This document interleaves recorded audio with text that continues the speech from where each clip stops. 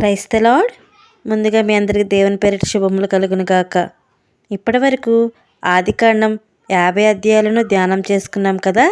ఈరోజు నిర్గమకాండం 1 నుండి 4 అధ్యాయాలను పరిశీలన చేద్దాం. యోసేపు మరణించిన తర్వాత ఈజిప్టులో ఇశ్రాయేలు సంఖ్య చాలా పెరిగింది. మొదట వారు కొద్ది మంది మాత్రమే, ఒక చిన్న సమూహంలాగా ఉన్నారు.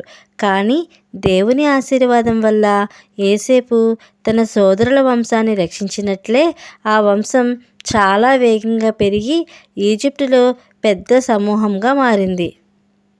కొద్ది రోజుల తర్వాత ఈజిప్టులో ఒక కొత్త ఫరో యోసేపును కానీ అతని పనులు కానీ గుర్తుపెట్టుకోలేదు.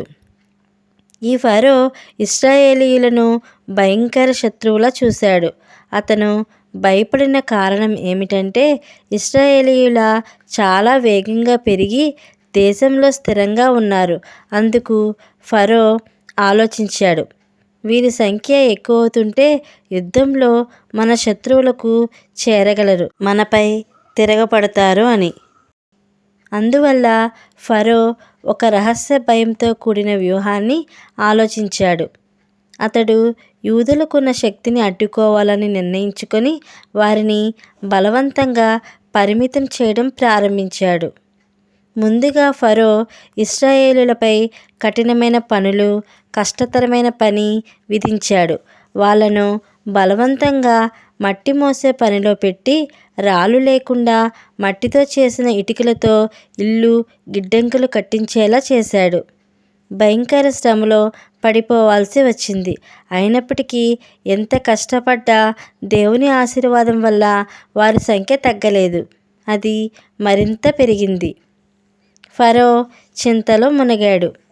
ఇశ్రాయేలు సంఖ్య తగ్గదు అని చూస్తూ అతను పెద్ద దారుణమైన ఆలోచనకు వచ్చాడు.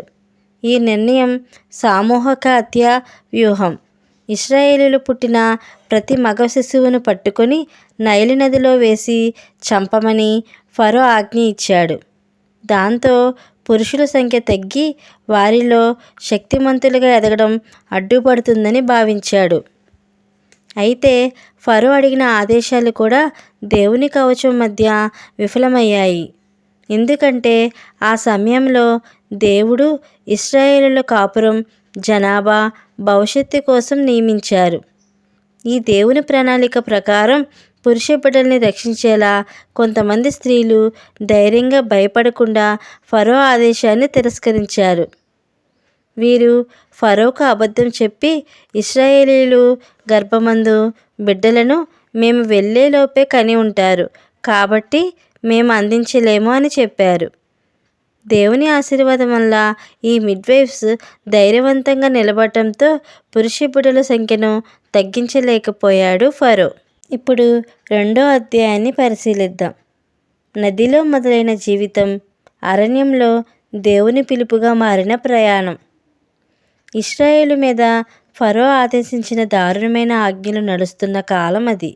అలాంటి భయానకమైన పరిస్థితిలో లేవీ వంశానికి చెందిన ఒక స్త్రీ ఒక కుమారునికి జన్మనిచ్చింది. ఆ తల్లి తన బిడ్డను చూసిన క్షణంలోనే తెలుసుకుంది, ఇతడు సాధారణ బిడ్డ కాదు అని. అతని ముఖంలో ఒక ఆశ, ఒక వెలుగు ఉంది. 3 నెలలు ఆమె అతనిని దాచింది, కానీ ఎక్కువ కాలం దాచలేకపోయింది. అప్పుడు ఆమె ఒక అద్భుతమైన నిర్ణయం తీసుకుంది. బిడ్డను చంపడం కాదు, బిడ్డను వదిలేయడం కాదు, బిడ్డను దేవుని చేతుల్లో పెట్టడం.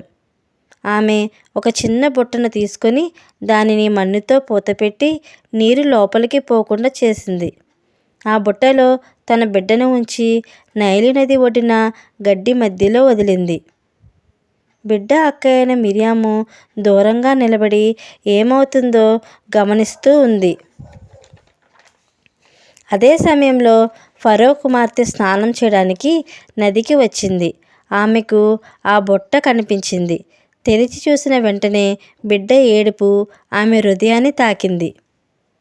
ఆమెకు వెంటనే అర్థమైంది, ఇతడు హెబ్రీయుడు బిడ్డ అని. అయినా కూడా ఆమె హృదయం కరిగిపోయింది.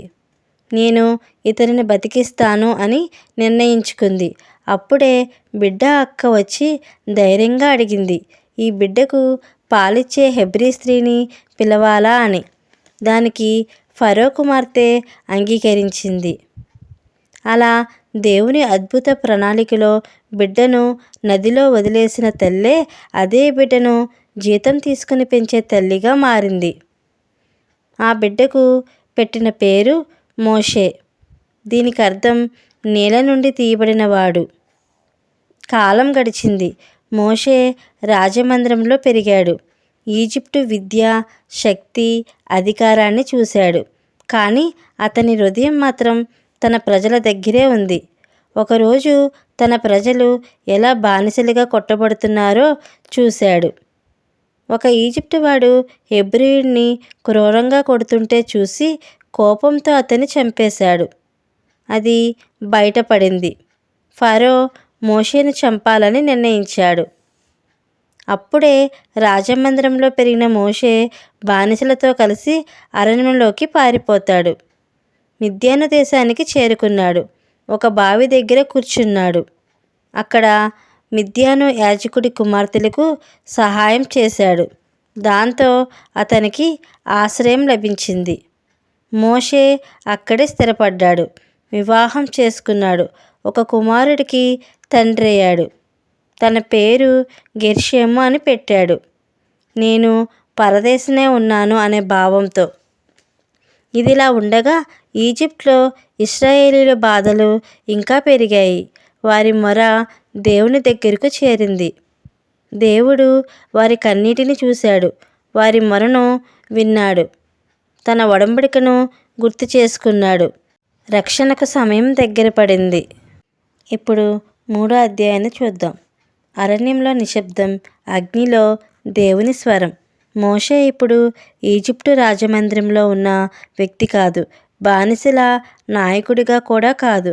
అతను ఒక సాధారణ గొర్రెల కాపరి.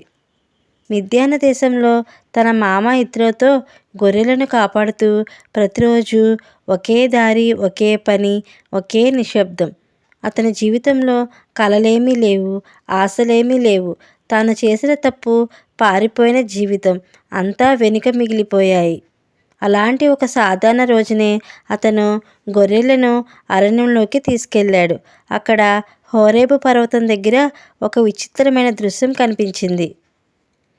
ఒక పొద అగ్నితో మండుతుంది, కానీ కాలిపోవడం లేదు. మోషే ఆశ్చర్యపోయాడు. ఇది ఎలా సాధ్యమని తనలో తానే అనుకున్నాడు. చూడడానికి దగ్గరకు వెళ్ళాడు. అప్పుడే అగ్నిలో నుండి ఒక స్వరం వినిపించింది. మోషే, మోషే అని. ఒకసారి కాదు, 2 సార్లు పిలిచాడు. దేవుడు అది ప్రేమతో కూడిన పిలుపు. మోషే భయంతో, భక్తితో స్పందించాడు. ఇక్కడ ఉన్నాను అని. అప్పుడు దేవుడు అన్నాడు, ఇక్కడికి దగ్గరగా రాకుము. నీవు నిలబడి ఉన్న స్థలం పరిశుద్ధమైనదని. నీ కాళ్ళలోని చెప్పులు తీసివేయి. మోషే అర్థం చేసుకున్నాడు, ఇది సాధారణ స్థలం కాదు, ఇది దేవుడు ప్రత్యక్షమయ్యే స్థలం అని. దేవుడు తనను పరిచయం చేసుకున్నాడు. నేనే అబ్రహాము దేవుడు, ఇసాకు దేవుడు, యాకోబు దేవుడు. అది విన్న వెంటనే మోషే తన ముఖాన్ని దాచుకున్నాడు. ఎందుకంటే పాపభరితమైన మనిషి పరిశుద్ధుడైన దేవుణ్ణి నేరుగా చూడలేడు. అప్పుడు దేవుడు తన హృదయాన్ని తెరిచాడు. నా ప్రజల బాధను నేను చూశాను. వారి మొరను విన్నాను. వారి వేదన నాకు తెలుసు. వారిని ఈజిప్టు నుండి విడిపించి పాలు తేనెలు ప్రవహించే దేశానికి తీసుకువెళ్ళాలని నేను దిగి వచ్చాను. ఇక్కడే కథ మలుపు తిరుగుతుంది. దేవుడు అన్నాడు, ఇప్పుడు నిన్ను పంపుతున్నాను. నీవు నా ప్రజలను ఈజిప్టు నుండి బయటకు తీసుకురావాలి అని. మోషే గుండె కుదిపింది. నేనా? ఫరో దగ్గరకు వెళ్ళగలిగే వాడిని నేనా? బానిసలను విడిపించగల శక్తి నాకుందా? దేవుడు ఒక మాట చెప్పాడు, నేను నీతో ఉంటాను అని. మోషే మళ్ళీ అడిగాడు, వాళ్ళు నన్ను అడిగితే నిన్ను పంపిన దేవుని పేరేమిటి? నేను ఏం చెప్పాలి? అప్పుడు దేవుడు తన పేరును వెల్లడించాడు, నేను ఉన్నవాడిని అని. దీనికి అర్థం నేను మారని వాడని, కాలానికి పరిస్థితులకు ఆధారపడని వాడని, ఎప్పుడు ఉన్నవాడని అని. నీవు ఇశ్రాయేలుకు ఇలా చెప్పు, ఉన్నవాడు నన్ను మీ దగ్గరికి పంపాడు. దేవుడు ఇంకా ఇలా చెప్తాడు, వారు నీ మాట వింటారు.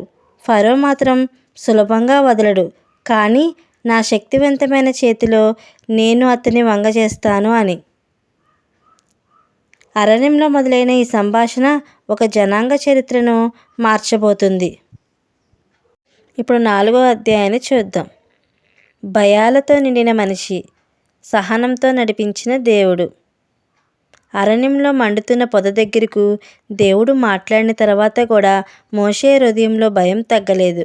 అతను దేవునితో ఇలా అన్నాడు, వారు నన్ను నమ్మకపోతే, యెహోవా నిన్ను పంపలేదని చెబితే, నా మాట వినకపోతే నేనేం చేయాలి?